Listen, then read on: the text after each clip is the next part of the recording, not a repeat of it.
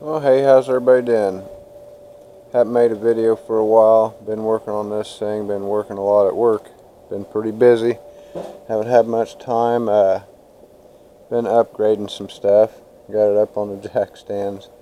These aluminum ingots I pour actually make really great wheel chocks. See, I've been using them, but took this stupid exhaust off there that I had on there. I built that under the truck, in the rain, outside, laying in the mud one day, just because I wanted something on there to be able to drive it. And then the mufflers that's on it was an afterthought. Like, them got put on later, and I wasn't happy to set up. There was all kinds of restriction in it, and it's, 2.5-inch pipe, 2-inch pipe, and a 2.5. It's just lots of restriction and crappy bends, and just, it sucked. And there was no flex in it. It was all mounted solid, and it kept pulling the collectors apart at different times under load or downshifting.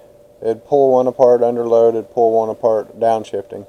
Because the engine moves, but the exhaust didn't. So I remedied that. Got that crap off there. I'm going to save them mufflers. I'll use them for something. But I put on big, nasty 3.5-inch pipes with little bitty, about fell down, little bitty glass packs into some 3-inch flex pipe. So 3-inch collectors, 3-inch flex pipe, 3.5-inch mufflers and exhaust. It's a little bit louder now. Tires are doing really good. 12.5 inches of rubber is better than 8 inches of rubber any day.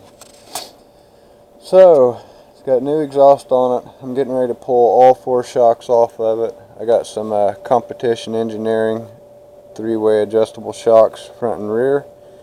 So I got to get everything off and get the truck ready for them to go on.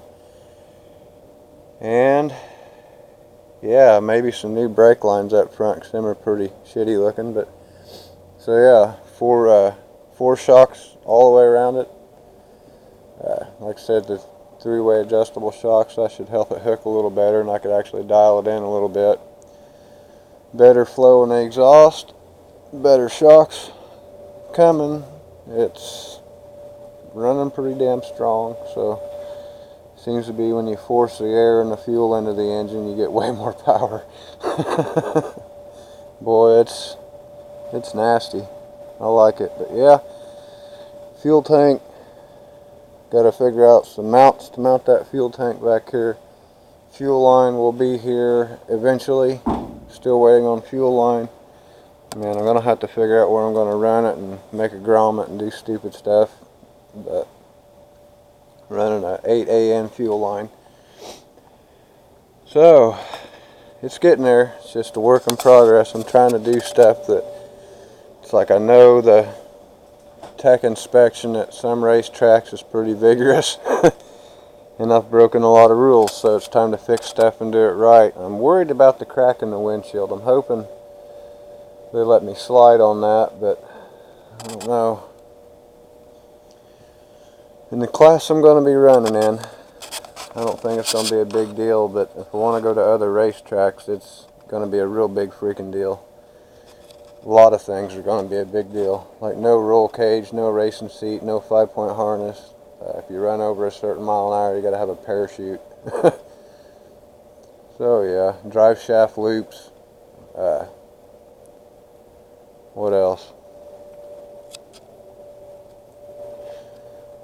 No C-clip axles. They don't like C-clip axles, so I wouldn't be able to run because of that.